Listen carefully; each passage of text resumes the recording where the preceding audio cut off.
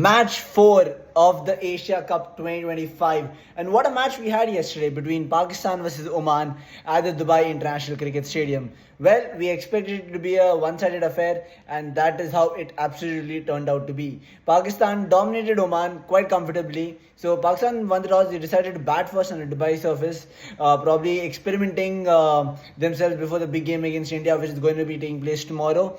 So they came out, they scored 160, but it was not all green for Pakistan initially.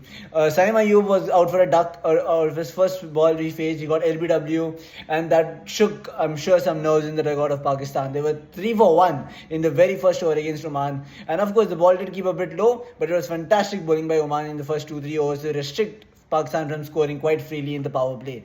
But then came in Mohammad Haris, who scored a wonderful 66 run mark. He and Saibzada Farhan, the opener, got the momentum with the innings as it went on in the power play. And then you could see them understanding the condition much better after the 4 or 5 over run mark. You saw the 6 over of the power play being hit for 1-6 and a boundary by Saibzada Farhan and Mohammad Haris. So they got a reading of how the condition is going to work with.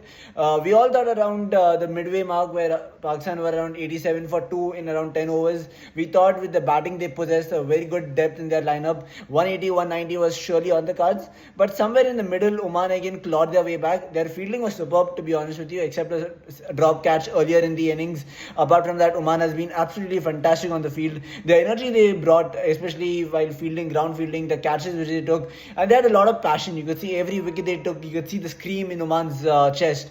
They were really passionate about, they were very happy about the moment yesterday that they got a chance. It's their first time playing an Asia Cup game, so you can understand the emotions which carry for the Oman players.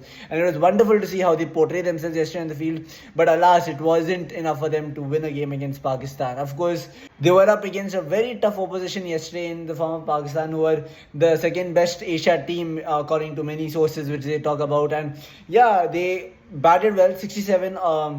Initially didn't look that they will be all out for that lower total, to be honest with you. They started off quite reasonably. You could see them hitting quite a few boundaries and sixes as well in the first 2-3 overs of the what Oman batted. And we thought maybe if they make a good partnership, a good sensible partnership in the between overs, you might see them reaching 130, 140.